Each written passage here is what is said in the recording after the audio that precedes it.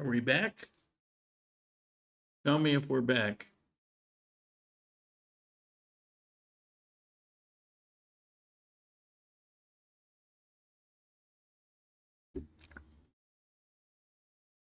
Don't know how long it's going to last, but see if we can finish this topic. Back. Yeah, lost 60 some people. All right. Thank you guys for sticking around. Lisa, Renee, Dan, appreciate it. YouTube shut me off. And what's amazing is I didn't say anything weird. Anyway, the history of this goes back in the 70s. The cartels that existed here in Colombia, Pablo, who will not be named, and that sort of thing. Everyone in the US seems to have this idea that it just kind of came up out of Colombia. And that's not the case. Originally, this stream of can't say what kind of element, apparently, came out of Bolivia and somewhat Peru. And what happened was Colombia had a lot of land that could be grown in to a much greater degree than what was going on in Bolivia. And so what occurred was they started trucking what they had going on in Bolivia through Ecuador into Colombia. And it got through in Ecuador because back in those days, Ecuador was a very corrupt country. Ecuador has had the news clip there, and the hosts were talking about, they mentioned something about this. It's surprising because of the stability of Ecuador. There's been stability, but only in the last decade or so. Ecuador has always been one of the most chaotic countries, and lots of military coups took place in its history. It's got kind of an ugly history. And one of the many reasons I decided not to stay living there is the lack of confidence because of stability and because I saw some of this coming. But because of those trucks getting bought, it came into Colombia, and Colombia took that Bolivian business and made it their own, and it grew, exploded, and we all know about, the 80s and what happened there. But Ecuador was always in the midst of it. Now, let me fast forward, because in Ecuador, when I was living there, people like to point to Colombians, and, they have this thing where all Colombian women are whores and all Colombian men are drug dealers.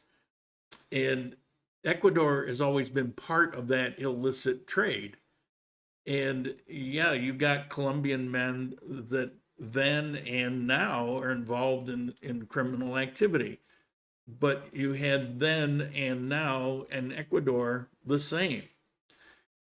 When these criminal organizations put themselves together, they're no longer a national identity. They're something else. They're criminals. And these cartels today are not being run out of Colombia. They're not being run out of Ecuador. They're being run out of Mexico. And there's two main cartels, and I don't want to be shut off again, so I'm going to be careful with naming things. You can Google this stuff.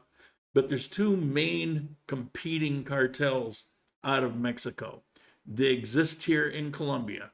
Fortunately, in Colombia, mostly because of the history, and Colombia doesn't want to go back to it, they're relegated to out of the way places where most people don't live, people don't go. Hiding in the shadows like cockroaches, but they have a certain level of power. In Ecuador, they're much more open, they're much more bold. Now, when I was living there, there was crime that was being accused of coming from Colombia. And it was taking place around Esmeralda, around the northern border of Ecuador and the southern border of Colombia. And what was going on, there was a police station that was bombed in Ecuador. There was a number of street shootings. But what was taking place with these competing cartels were at war. And in some cases, it was Colombian Ecuadorians working together for one cartel, and the same with another cartel. So it wasn't Colombia and Ecuador fighting with these two cartels that essentially is like a turf war. It was more about control.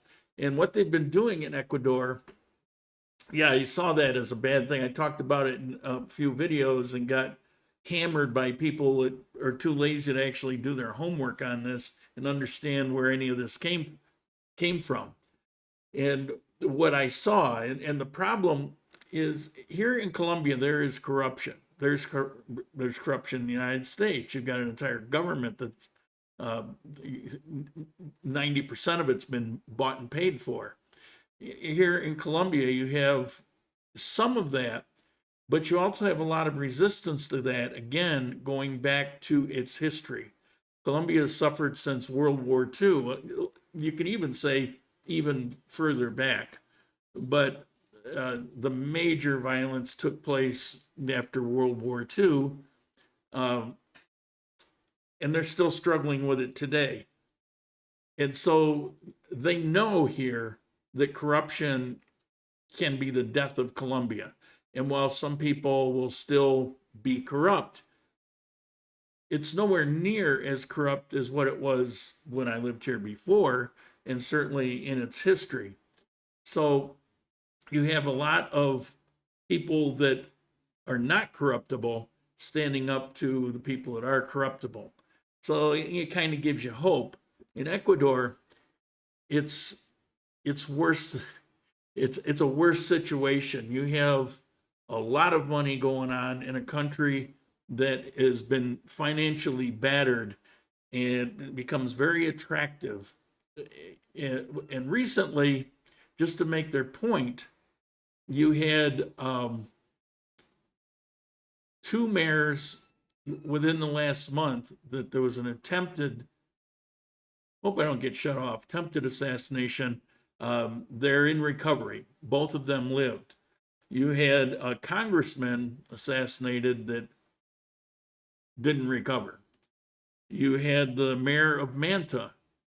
That's a little city, almost a town on the coast of Ecuador. He was assassinated. So, and this has been going on for a number of years, where if you're not going to play ball, then we'll take you out. It's what happened in the 80s in Colombia. A huge issue there are these prison riots. You may see it in the news. They're talking about the massive prison riots taking place in Ecuador. There'll be thousands of people involved. It's because these competing cartels are being incarcerated in the same place, and they're taking each other out. So you have a lot of violence happening that's churning up that society. And currently, there's almost no pushback.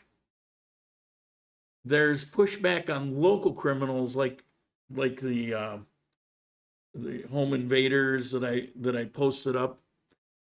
So the local, crime is being addressed, but when it comes to the cartel, people are either afraid of it or they're getting paid by it. And so I saw a huge problem 6-7 years ago in Ecuador. I'm surprised it's taken this long, but it's a mess. There's danger that Peru is deep involved in this mix too. So it's now Peru, Ecuador, and Colombia.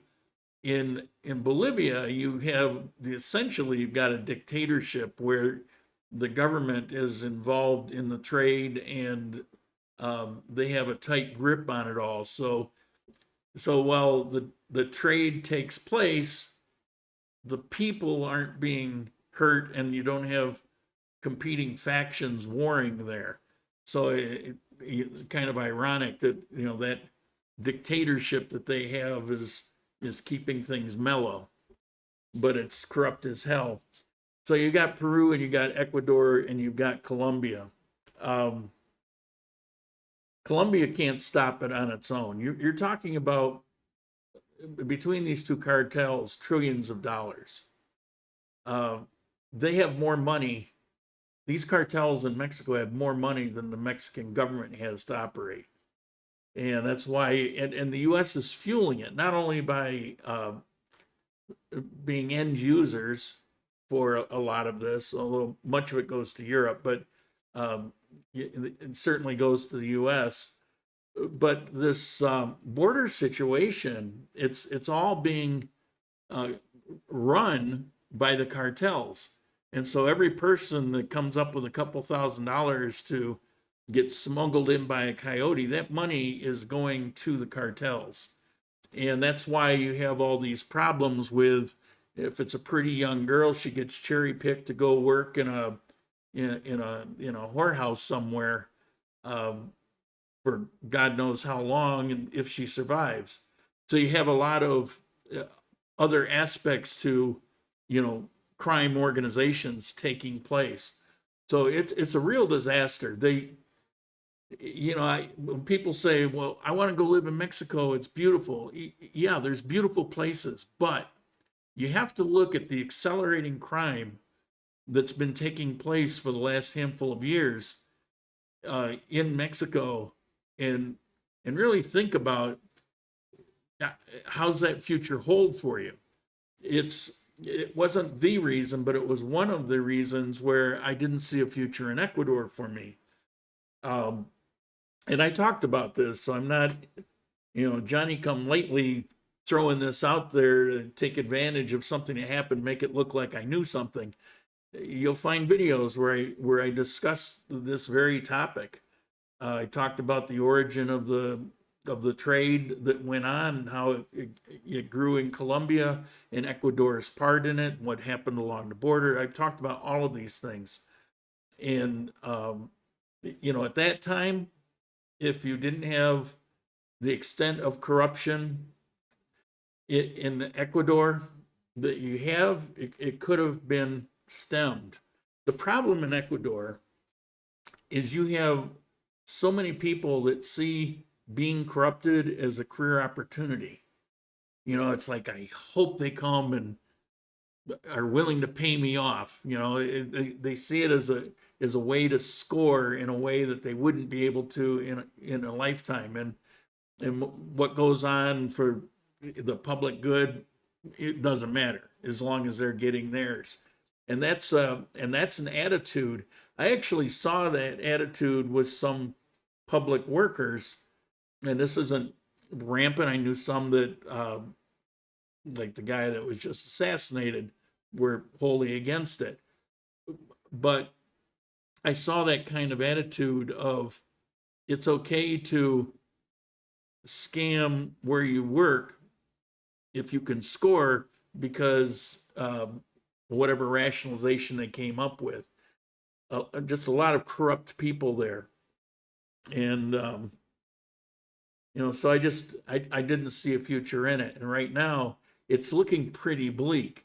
Now, maybe this last one, you have all the politicians running for president. Of course, they're making pledges, and we don't know how many of those are actually bought and paid for. Hard to tell. Probably not everybody, but could very well be everyone that's running. You really don't know. Here here in Colombia, we elected a guy president who is involved in, you know, some of his best friends are in those groups. However, he's not getting, he hasn't had the available to get anything done, because the Colombian government, for the most part, is not corrupt. I know it sounds weird, but the proof is that he's not getting things done. there's a lot of things here about ELN and FARC and things that, I don't really talk about all the time, or rarely talk about. But if he had his way, they would become these autonomous powers, and everything he tries to do is getting pushed back on. He's not accomplishing these things. He hasn't been able to take over the utilities and some of the other things that I mentioned. So that gives me a lot of hope, and it's what I perceived as the way it was when I moved here. And as time goes on, even in the worst of situations where you have a president that's like this, and we find out now they bought votes to get him in, and the money came from the cartels out of Mexico. That's known now. How far they go with that, it's kind of like what you're dealing with in the U.S. It's like, well, we don't have the exact proof with him. All right, we got his son, and his son has actually confessed, but as far as he goes, we haven't been able to get his fingerprints off of the money, and so I don't know, but as much has been opened up, there's a pretty good chance that he won't be able to serve out the rest of his term. Let's hope so. But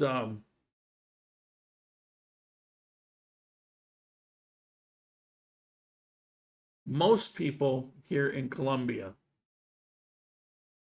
want corruption and want crime out of Colombia. And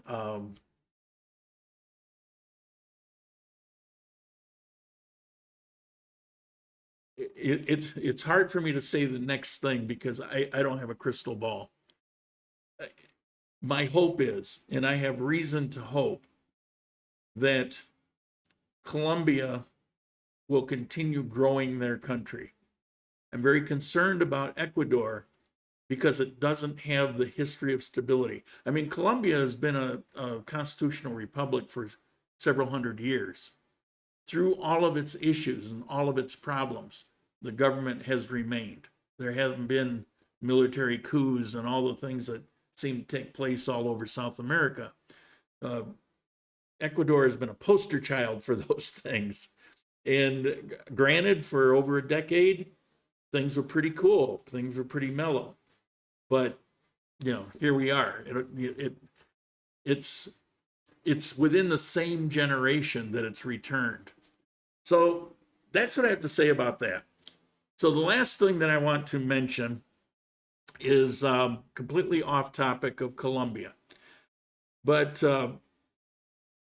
I explore different music, and I don't know if I ever mentioned it, but this guy, Ren, R-E-N, I saw one day this, what do they call it? This review, a reaction video to this guy, Ren, and it blew me away. It was music writing that I'd never heard before. And so I looked into some of his other stuff. And this guy is amazing. It's awesome. He's got a crazy story. He's had mental illness. It all actually turned out to be a decade of having Lyme disease and going unchecked and getting the wrong medication. But through it all, he had these psychotic breaks and all kinds of stuff. And the only thing that kept his feet on the ground was playing music. He self-taught guitar, and he would go out on the street and do street music. He got a band together, and his music is amazing. And so I followed that, and I started watching that right after he went viral. So it was already known by millions of people, and it's like, wow, I hadn't heard of it. Well, something just happened 4 days ago. This guy who lives he lives now on his own farm in Virginia, 4 days ago, uploaded a song that he wrote. And he's done that. He's got maybe 18 songs uploaded off his cell phone. This was the first one where he got some friends to come and with actual microphone and record him, so the recording quality is really good. And 4 days ago is when I heard about it, the day that he put it out. It caught my eye. Something I play music on YouTube quite a bit, and something popped up, and so I listened to it. At that time, he had somewhere close to 400,000 on the day that he uploaded it, and it's like, damn. But the song blew me away. Now, I'm not a country and western fan because most of it to me is just crap. This is a kind of country and western I could sink my teeth into. It reminds me of like Hank Williams Jr. And he's actually being compared to Hank Williams Jr. because the words to his song have meaning. So I watch this guy and you just see emotion pouring out of him. You just see the hurt and pain. He's putting on a performance that you have to believe he's feeling it down to his toes. And he's really nailing a lot of things. And there's some interesting verses in there. He's got a good way of turn a phrase. And I'm going to play a minute of it for you. You might want to look it up. As of today, as of this morning, he's got almost 7 million views in 4 days. This thing is exploding. So this one I got just as it was going viral, and it's exploded after I started watching it. And if you look, everybody in the world is doing reaction videos on this guy. People that don't even normally do them, doing these reaction videos, because his message is timely and spot on. So, here's the first thing I call up this morning. His name is Oliver Anthony. The name of this song is Rich Men North of Richmond. And this was the thumbnail of a reaction video. And you'll see them all over. When you call this thing up on YouTube, you're going to see a million reaction videos. They tend to break it up and talk about it. But you can actually find, if you just do a name search, you'll find the actual video. It's like 3 minutes and 11 seconds long. So I'm going to play you a minute of this, and I'd like to know your thoughts, if you were impressed or if you think it's just overblown. Ready? Here we go. Well, I've been selling my soul, working all day, overtime hours for bullshit pay, so I can sit out here and waste my life away, drag back home and drown my troubles away. It's a damn shame what the world's gotten to for people like me, people like you. Wish I could just wake up and it not be true, but it is. Oh, it is living in the new world with an whole soul. These rich men north of Richmond, Lord knows they all just wanna have total control. Wanna know what you think, wanna know what you do, and they don't think you know, but I know that you do, 'cause your dollar ain't shit, and it's taxed to no end, 'cause the rich men north of Richmond.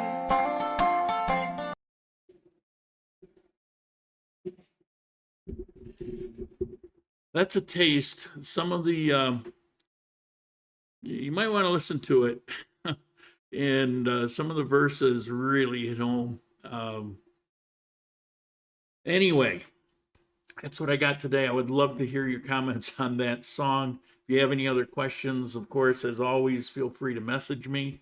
No problem. I miss one every once in a while. It gets thrown off in some folder or whatever, but I eventually search and find them. But for the most part, I answer everybody same day or next day. So check that guy out. Do yourself a favor. And that's it. Thanks for hanging in there for the 20-some people that came back after I got shut down. It turns out it was just shut down. They pulled the plug. God knows why. But we got it all out. I want to thank you. I'll see you next Sunday if I still have a channel. If I don't, you'll find me probably on Odyssey or Rumble. Ciao.